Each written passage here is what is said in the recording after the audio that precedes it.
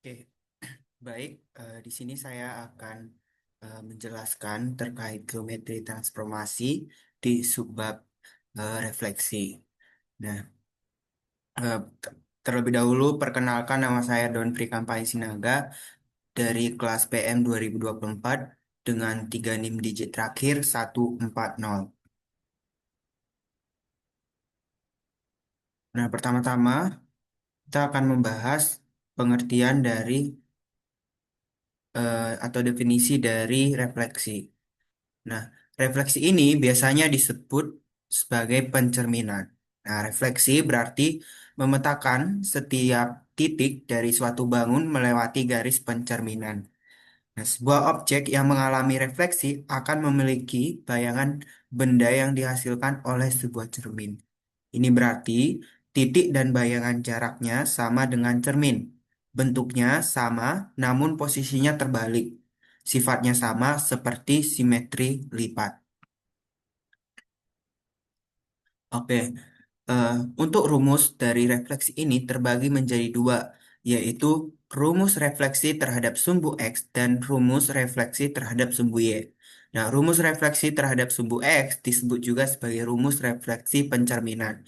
Secara umum, rumus dari pencerminan terhadap sumbu X yaitu seperti ini. A X Y, B sama dengan A aksen X, min Y.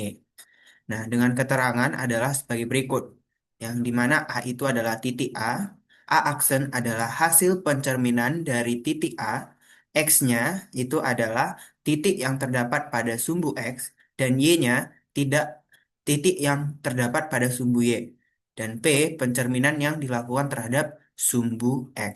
Seperti itu. Nah, untuk rumus yang kedua, refleksi terhadap sumbu Y juga memiliki rumus sendiri. Berikut ini adalah rumus yang digunakan untuk mengetahui hasil pencerminan terhadap sumbu Y. Jadi rumus yang digunakan seperti ini. AXY, P sama dengan A aksen, min X, Y. Nah, keterangannya di mana A itu titik A aksen itu hasil pencerminan dari titik A, X titik yang ada pada sumbu X, dan Y titik yang ada pada sumbu Y.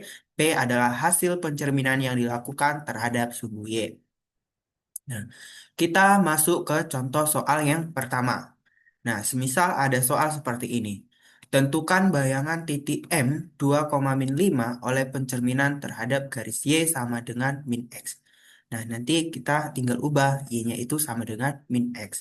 Nah, kita ketahui ya bahwa garis Y itu sama dengan min X. Yang ditanya apa? Ditanya bayangan titik M 2,5. Nah, di mana titik dua ini kita misalkan A, min 5 ini misalkan B menjadi min B, min A. Berarti oleh pencerminan terhadap garis Y sama dengan min X. Maka bayangan titik M 2, min 5 ini oleh pencerminan terhadap Y sama dengan min X adalah 5, min 2. Seperti itu. Untuk soal yang kedua, seperti ini. Berapakah hasil refleksi atau pencerminan bidang datar dari titik 3,5 terhadap sumbu Y? Nah, kita ketahui dari soal bahwa titiknya itu di titik 3,5.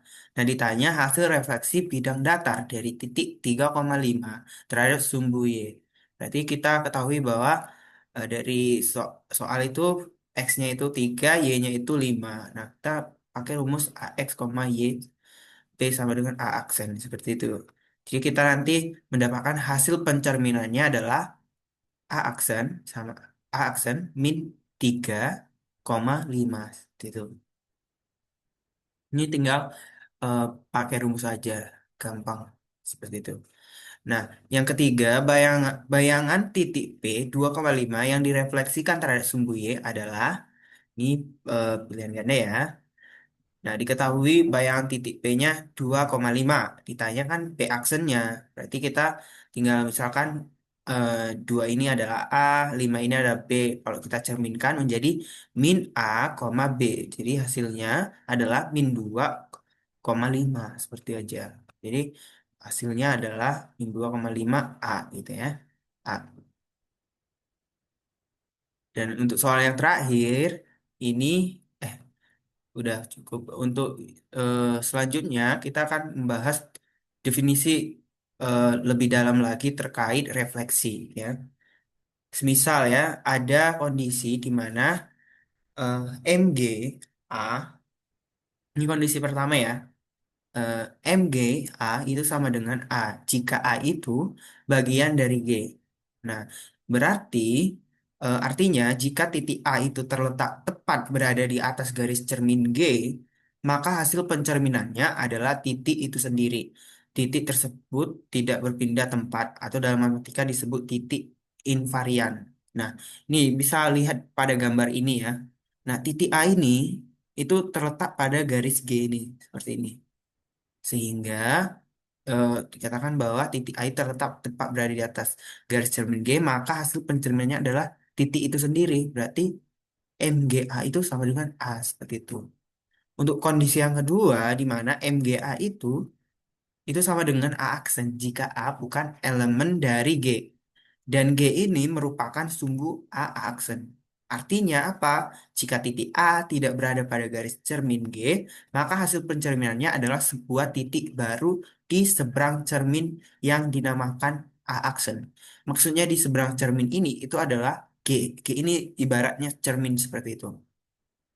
Nah, dan garis G itu disebut tembus pencerminan ya. Oke.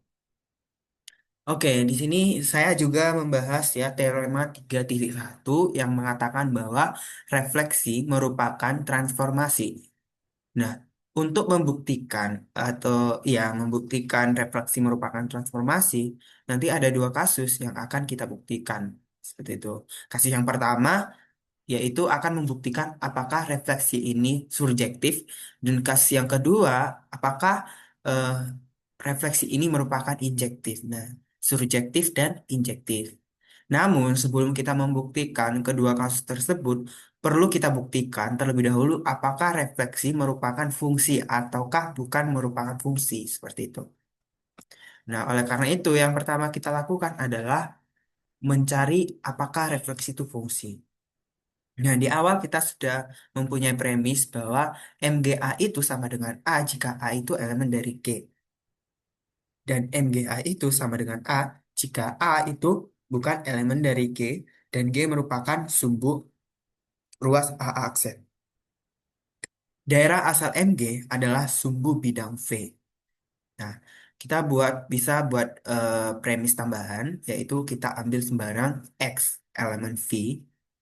Nah, sehingga kita memiliki kasus satu, yaitu X elemen V dan X elemen G. Seperti itu. Nah, untuk yang ketiga, MGX itu sama dengan X1 sama dengan X. Kenapa? Berdasarkan langkah satu dan 2. Seperti itu ya. Nah, jelas bahwa X aksen itu sama dengan X tunggal. Berdasarkan langkah 3 yang kita buat tadi. Di mana MGX sama dengan X aksen sama dengan X. Sehingga kita peroleh X aksen sama dengan X tunggal. Seperti itu. Nah, untuk kasus yang kedua, beda lagi. Di mana eh, X aksen ini, X ini itu elemen dari V dan X ini bukan elemen dari G. Nah, seperti itu. Sehingga MGX itu sama dengan X aksen. Itu berdasarkan langkah satu dan 2 seperti tadi. Di mana G merupakan sumbu X aksen itu berdasarkan langkah ini 5. Ya. Dan berdasarkan langkah 6, G ini itu tegak lurus terhadap X aksen. Ya kan? Nah, oleh karena itu kita bisa buat premis tambahan juga. Misal titik potong garis G dan X aksen itu adalah O. Sehingga XO sama dengan OX aksen. Berdasarkan langkah 6, 7, dan 8. Nah, jelas bahwa X aksen itu tunggal. Berdasarkan langkah 9. Itu.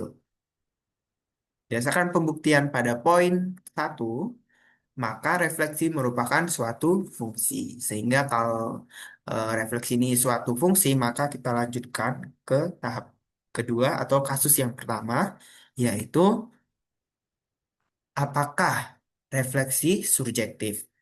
Nah, Premisnya sama seperti membuktikan apakah refleksi ada sebuah fungsi di mana MGA itu sama dengan A jika A itu elemen G, MGA itu sama dengan A jika A itu bukan elemen G dan G merupakan sumbu A aksen.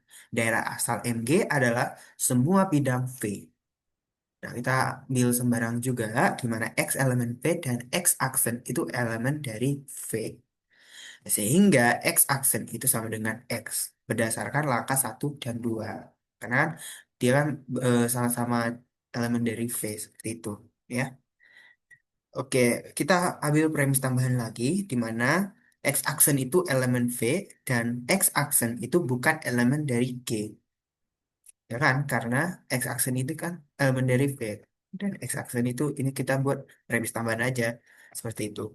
Nah, sehingga berdasarkan langkah satu, yang satu dan langkah 4, maka X aksen ini memiliki prapeta, yaitu X. Seperti itu ya. Hingga berdasarkan langkah 1 sampai 5, MG ini adalah surjektif. Nah, berdasarkan pembuktian 2 yang kita lakukan, maka refleksi merupakan surjektif. Nah, sehingga kita masuk ke langkah terakhir, membuktikan apakah refleksi ini injektif, seperti itu. Nah, untuk premisnya sama, MGA itu sama dengan A jika A elemen dari G, MGA itu sama dengan A jika A bukan elemen dari G, dan G merupakan sumbu A aksen.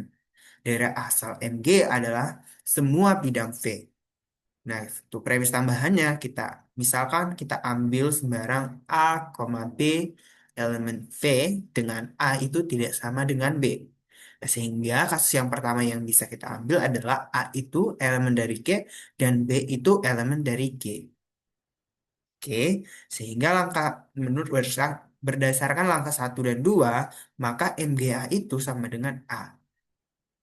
Sama, berdasarkan langkah 1 dan 2 MGB itu sama dengan B.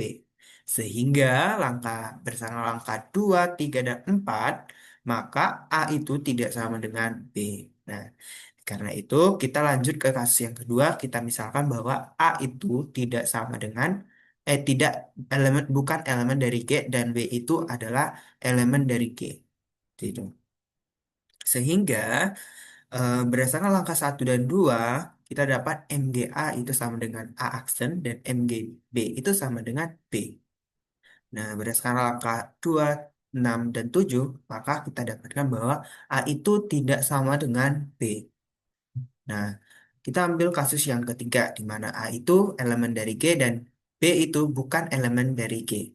Sehingga berdasarkan langkah 1 dan 2 MGA itu sama dengan A, dan MGB itu sama dengan B aksen.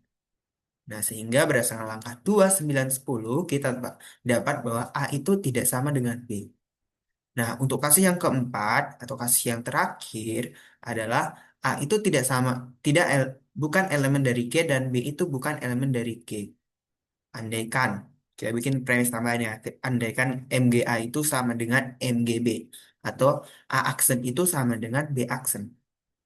Nah, berdasarkan langkah 1 dan 13 maka ruas A aksen itu tegak lurus dengan G dan ruas BB aksen itu tegak lurus dengan G. Terdapat dua garis yang melalui titik A aksen dan tegak lurus terhadap garis G. Nah, kontradiksi dengan definisi ketegaklurusan garis. Maka terbukti bahwa pengandaian salah dan yang benar adalah A tidak sama dengan B, maka MG A tidak sama dengan MGB. Nah, berdasarkan pembuktian pada poin 3 maka refleksi injektif. Nah, sehingga berdasarkan pembuktian yang kita lakukan pada poin pertama, 2, dan 3 maka terbukti bahwa refleksi merupakan suatu transformasi. Seperti itu. Sekian penjelasan dari saya. Terima kasih.